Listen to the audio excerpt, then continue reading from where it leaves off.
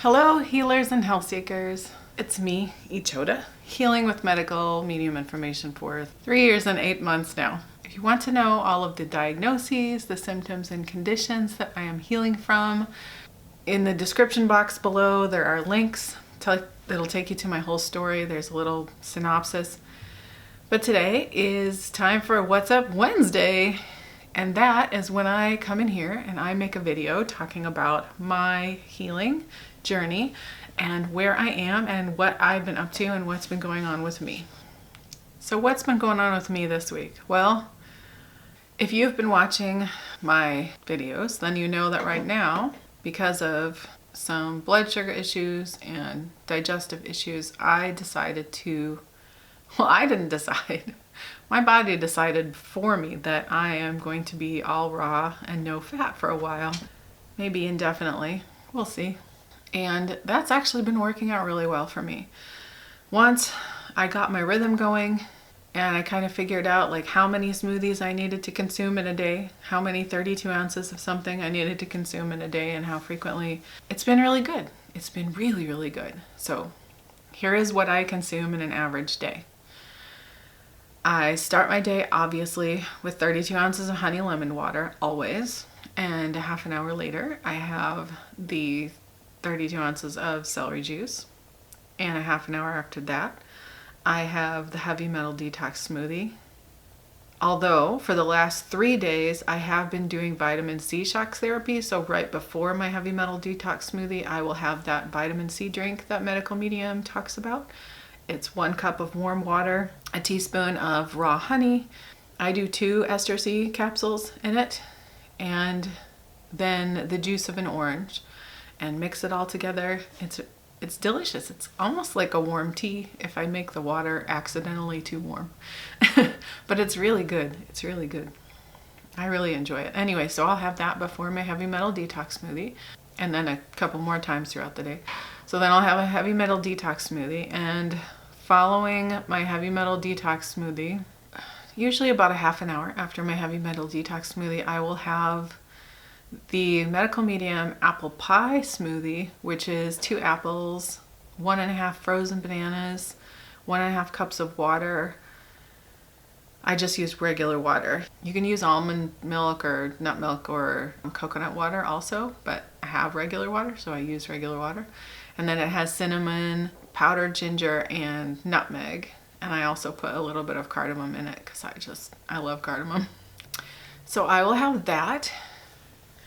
In fact, I'm having that right now, and it's delicious. So I'll have that as a way of getting my 2 apples in a day. And then I will usually have a smoothie of maybe pineapple, mango, banana, spinach, dates, or mango, banana, spinach, dates. And I'll put some water or lemon water in there. And then for dinner, I'll either have spinach soup or another smoothie. And then in between those, I will usually snack on, right now it's clementines or pineapple or fresh mango, just depending on what we have available, you know, what we can get fruit-wise. But I'll snack on fruit, and sometimes I'll snack on bananas. And then sometimes I don't do that last smoothie, and then I'll just have like fruit and bananas before I go to bed.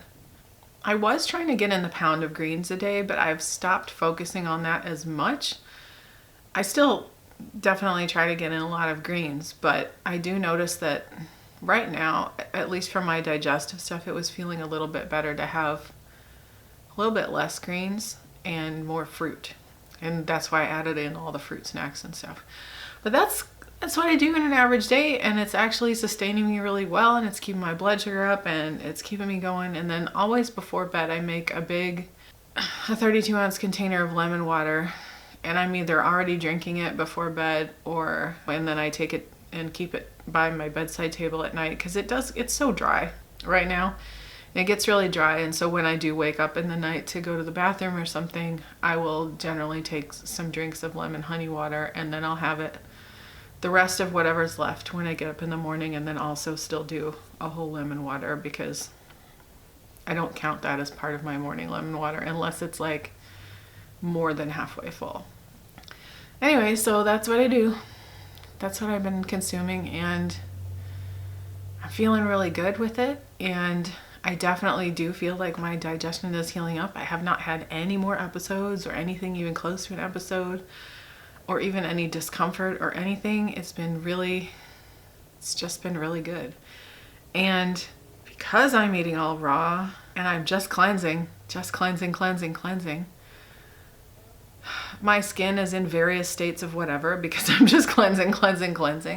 And I do notice a lot of stuff is cleansing out. One of the ways you can notice detox is the smell of your bowel movements, and your urine can get stronger sometimes. I've gotten to the point in my eating where overall usually in my healing, where overall usually the smells aren't very strong.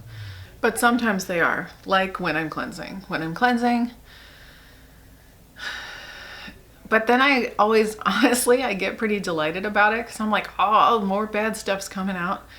And another thing that I notice when I'm detoxing and cleansing, that emotional liver starts to feel safe to let go of some of the toxins, and with the toxins can come the emotions that went with it. And also, in my case, for sure, with that letting go come the memories. And so I will just have random memories from different points throughout my life, and they're not usually pleasant because most of what the liver is storing is, it can actually store happy emotions too and happy memories, but a lot of the detox stuff is it's stuff I'm like, oh, I could have done without that memory. But I just sort of notice it washing by. It's like it comes up and out, and I just notice it kind of going bye-bye.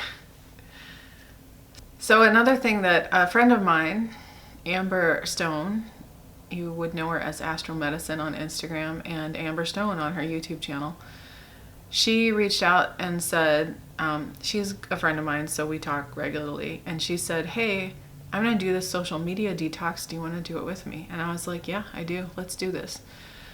So then we had to sort of decide what the parameters for our social media detoxes were going to be. Like, are we going to stay away completely from all social media, or are we going to allow ourselves some posting or whatever? Anyway, my parameters are basically I can go on there to post and to share or comment on medical medium information, because that for me is important to do. Like I'm just little old me or whatever, but I want to boost the signal in any way I can, and I want to support his work, and I want to support people healing, and so I want to support the posts, and I want to comment and make sure that I'm contributing to that in my little small way.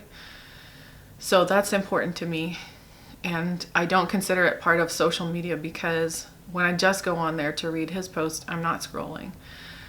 But I'm not allowed to scroll. I'm not allowed to even get into my own comments, and I'm not allowed, like if I do make a post, I don't get to read the comments. So that's hard for me because I love the comments. Those are my favorite part. And and I'm not even really checking my messages. And I did like sort of an initial check to sort of let people know that I'm not going to be checking messages so they don't think that I'm ignoring them. But then I don't get to go back and check more. So that is hard for me. And that's Instagram. Facebook's kind of easy. I don't use Facebook a lot. I was using it, I only use it if I'm like doing a class with someone, or if there's a group something that's at a scheduled time. So if I'm still gonna do the group something at a scheduled time, yes, no scrolling, no reading. And when I post to Facebook, it's generally from Instagram, so I don't have to go to Facebook to post. It's not really a big deal. So those are the parameters I've set for myself. And obviously YouTube, I'm gonna still post videos on my channel, and I'm gonna read my comments and reply to them. But what I am not gonna do is watch a bunch of YouTube stuff and then scroll, and then keep watching more YouTube stuff. So in that way, I'm staying off of YouTube. So those are my social media parameters.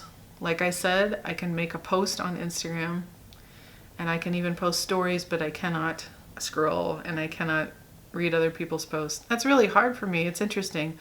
But the reason I'm doing it, so before I talk more about it, the reason I'm doing it is because I was noticing that my brain is so, it just feels cluttered all the time. And even my dreams just feel cluttered all the time. Like there's too many people, there's too much going on. They're always so busy, busy, busy. And there's just junk everywhere. And it's just like everything just feels so, it's like my dreams are hoarders. It's like being on an episode of Hoarders to be in one of my dreams. I don't like dreaming anymore. They drive me, it's like my dreams are not fun, and I don't usually enjoy any of them because they're all, at least all the ones that I remember are like that. They're all just too full. So I can't even discern what's really going on because there's too much happening around me in the dream.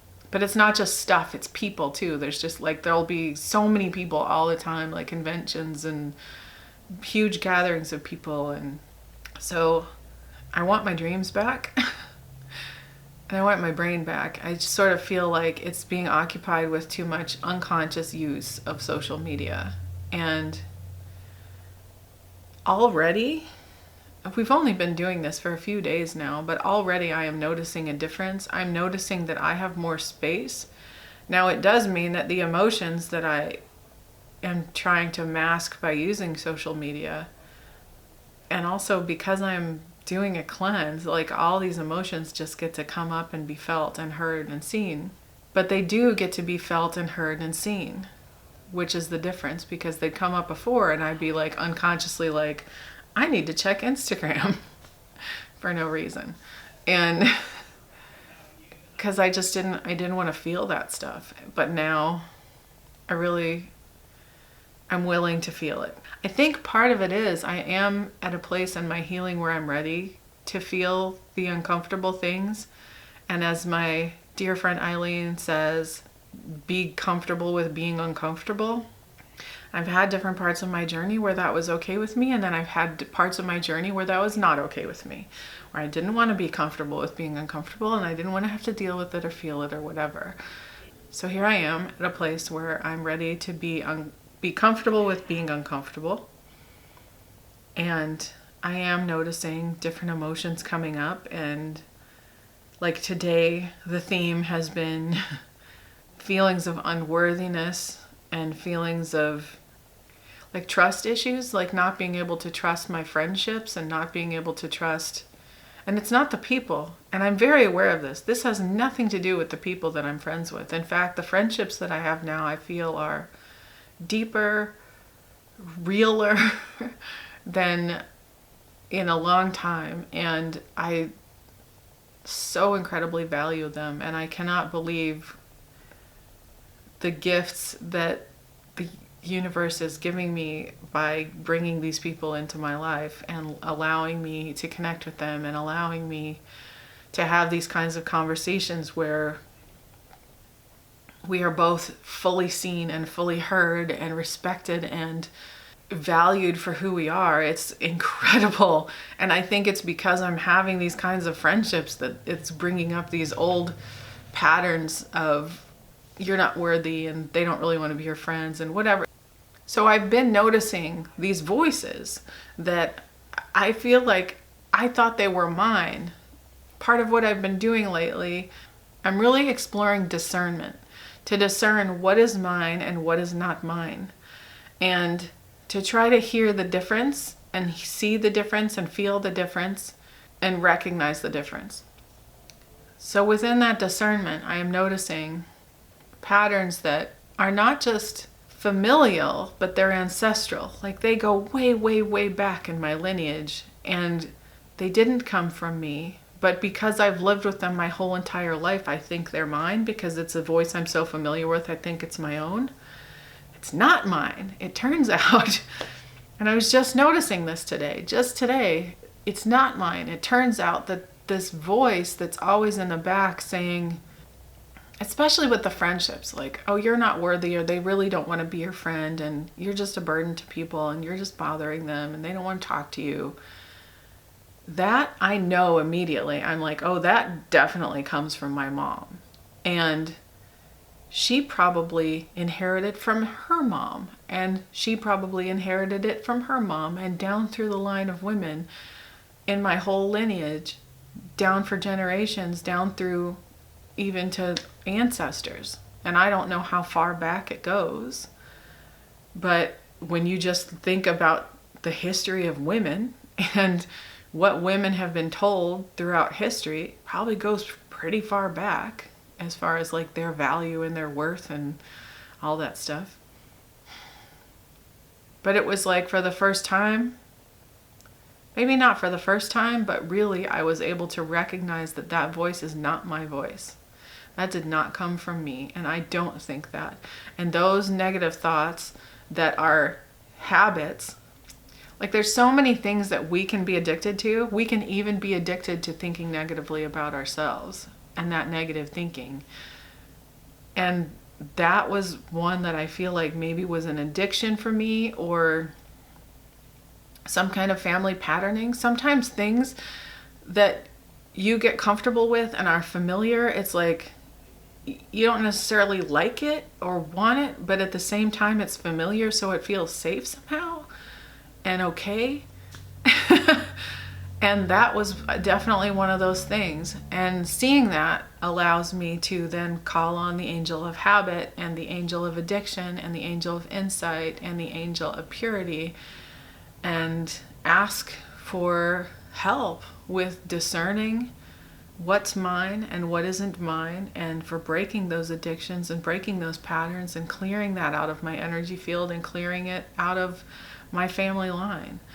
So I have been asking the angels for that constantly. Please, like lately in the past few days when I've been noticing it, and especially today, it really came up for me today. It came up for me with a couple of friends, and I was just feeling like, oh, they're so much more pure than me and so much more spiritually advanced and so much more like I'm not worthy.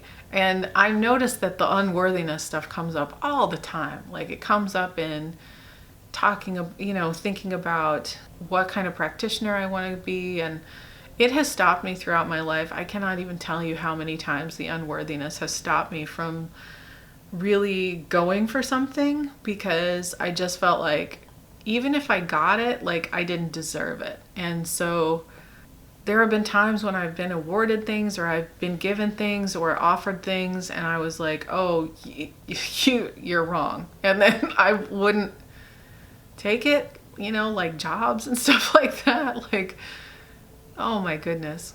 And I can see that. I can just see that there's these places where I just think, oh no, I don't deserve this, or I'm not worthy, or I'm not good enough for this. So I let it stop me. And all this time, it was never mine. It was never mine in the first place. Because here's a little hint about the difference between like what comes from the light and what comes from darkness, right? You can just break it down to that. And the thoughts and the feelings and the things that feel good to you and that are positive and reaffirming, that's what comes from the light. If you're having negative thoughts about yourself, that's never true. It's always coming from darkness. It's always coming from the shadow. And I want to stay in the light. And so I'm just trying to keep myself. So I'm really just noticing that today. I'm noticing what is mine and what isn't mine. And that has been an incredibly powerful noticing for me today, to just really sit with that and see and notice. Like I have one friend, she's this amazing friend. She has pulled me out of the darkness in a very literal way so many times I cannot even tell you. Like I would spin out and I would text her and she would call me and we talk me back out of darkness. Especially when I was in the RV and I was really struggling a lot. If I was having a super bad day, I would text her and she would call me and she would be like, listen, you are wonderful. She would just talk me up like the greatest cheerleader ever. And I haven't gotten to talk to her as much lately. She's been very busy because she had just a transition in her life and it's just been very busy for her. And my thoughts just got spirally about it. Like, oh, she doesn't like me. She doesn't want to be my friend. I'm too much of a burden. It's too hard. And she's not supposed to talk to me and whatever. Like I had so many, what I could only call paranoid thoughts about why she wasn't talking to me. Even though she had reassured me several times, like, I'm just busy. Don't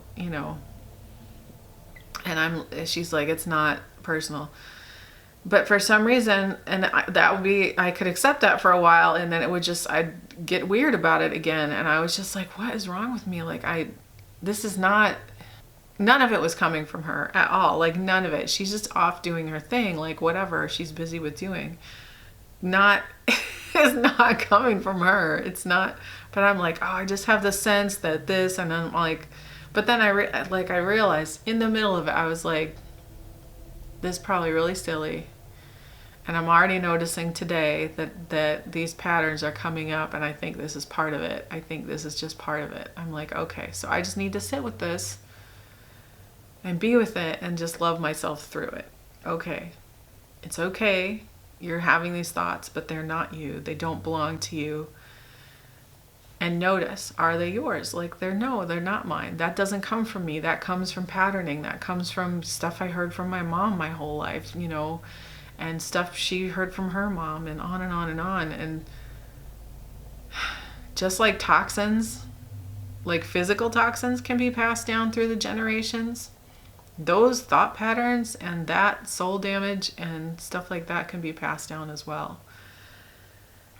So that's what cleansing is doing for me right now. It's really bringing up stuff and doing the social media detox at the same time that I'm cleansing and cleansing. It's just like all the emotions are just raw, wide open, and ready to be felt. And it's just my work right now to be brave enough to sit with those emotions and feel them and love myself through it. Like, when I say love myself through it, I mean sort of thinking of myself, like thinking of the emotions maybe even as my inner child needing that nurturing, as my inner child needing that care and that tenderness. So when I put my hand on my heart and say, I love you, and I breathe when I'm feeling those things and just sit with them, it's like giving that child the love, the acceptance that she always longed for and didn't get. And it's incredibly powerful. It's incredibly powerful because that is honestly the ultimate act of self-compassion. My friend Amber just wrote a post about this today, and I'm like, am I taking her words? But we've been talking about it too. And anyway, but she did write a really good post about it on Instagram. But it is the ultimate act of self-compassion to just be with that, with those emotions that come up, and then see that inner child, that child who is lacking and didn't get those things that she needed, and just loving her and being like, it's okay, and not beating yourself up about it or anything like that. But just saying to your friend, I'm sorry, I know this is not you at all. It's all coming from me. I'm having this stuff come up, and saying to myself, it's okay. You're having this stuff come up. And honestly, it just does feel really powerful just to be sitting with it and letting it come up and noticing it. And I do have so much more space in my day to let that happen. I've been journaling a lot, almost every day. I've been rebounding almost every day. I've been feeling very creative, and mostly that has gone to being in the kitchen, and I've been making creative meals for my family. I just made this amazing pakora recipe for my family yesterday, and it was delicious, and I made up a sauce for it, and it was really good, and the whole thing was just such an incredible hit, and it's so delicious and yummy. And I posted the recipe on my blog and on my Instagram, and I'll link it below because it's really good. Yeah, I've just been having these bursts of, like, I have ideas for videos in the future, hopefully in the near future, that I'm gonna do, that came to me, and I wrote them all down. I actually had to wake up one night in the middle of the night. Basically, it was like 4 o'clock in the morning. I had to wake up so I could write these video ideas down. And I did it. I was like, okay, I'll just nap later, I guess. And I wrote the video ideas down. Good ideas, I think. Anyway, I've been working on editing this video that took way too long to make for the content that it is. It's gonna post on Friday, and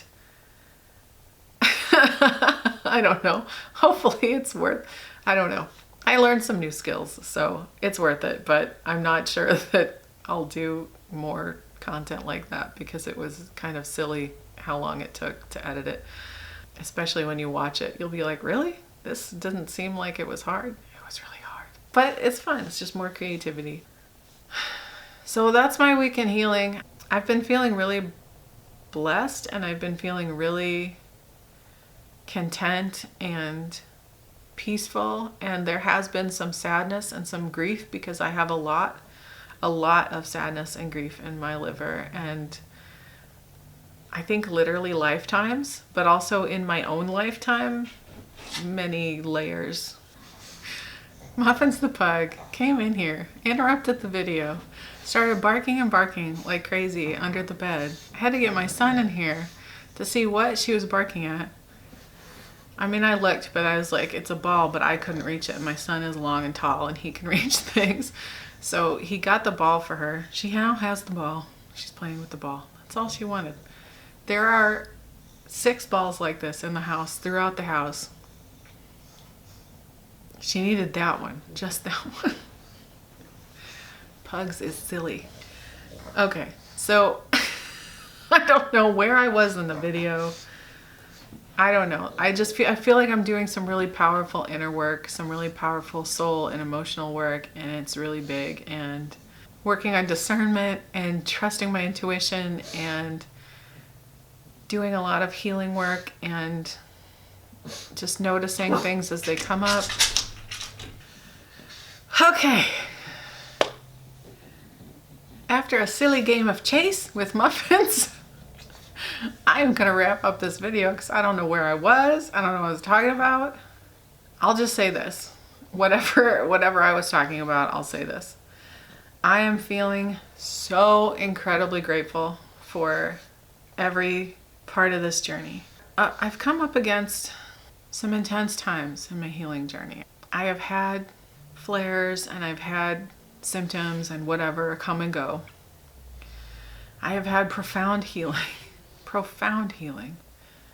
that I am incredibly grateful for. And so many times along this path, remember, 3 years and 8 months, so many times along this path, I have said, if I don't heal anymore, I will consider this a wild success because it is more than I ever got from anything that I tried for all those years. But this healing journey just keeps giving and giving. It's like the gift that keeps on giving. The deeper I go, the more rewards I reap. And a lot of them I don't even know how to talk about because a lot of them are spiritual and emotional and personal and deep. And I would love to talk about it. I don't know how. I don't have the words. I don't know how to explain. I tried a little bit today to explain some of what I've been experiencing and going through. And I hope I gave a piece of it because the gratitude I feel in February, it's supposed to be the saddest month of the year for me. It always has been, historically.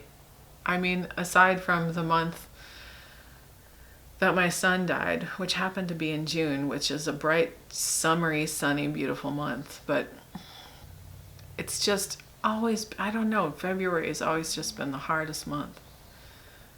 And no more seasonal affective disorder, no more of that.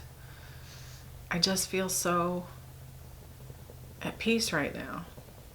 And it almost doesn't make sense, but I feel so good about things, and I feel so good about my healing, and I feel so incredibly grateful for the gifts that my healing has given me beyond physical healing, just soul healing and PTSD healing and emotional scars. And again, I'm at a loss for words. I don't know how to even describe it, but I can just say that I'm grateful. And I hope that if you are taking on this medical medium journey, that you have the same kinds of deep emotional healing. And remember that this stuff takes time, and there's still east to go, as they say. There's still more to do, But I think that's life. I think in a way, life becomes a healing journey. I know that since starting using the medical medium information, my life has become a healing journey, and I love it. I'm loving every step of the way. Even the hurts and even the flares and even the experiences that I have that I would consider negative, and all the hurt that comes up from the past but gets to heal and move on, it's a gift. It's just such an incredible journey. So I'm going to stop gushing. Thank you so much for watching. Thank you so much for coming along with me on my healing journey. I hope with all my heart that you are experiencing healing of your own. And I wish you so many blessings on that healing journey. And I love you. If you like this video, give a thumbs up below. You can subscribe to my channel by hitting the subscribe button. And if you want to be notified when I post new videos, please ding the bell next to the subscribe button. I have a very irregular upload schedule, well, sometimes, and so I recommend the notification bell. I love you. Remember that you can heal. Always stay curious. I wish you so many blessings on your healing journey, and I will see you next time. Bye-bye.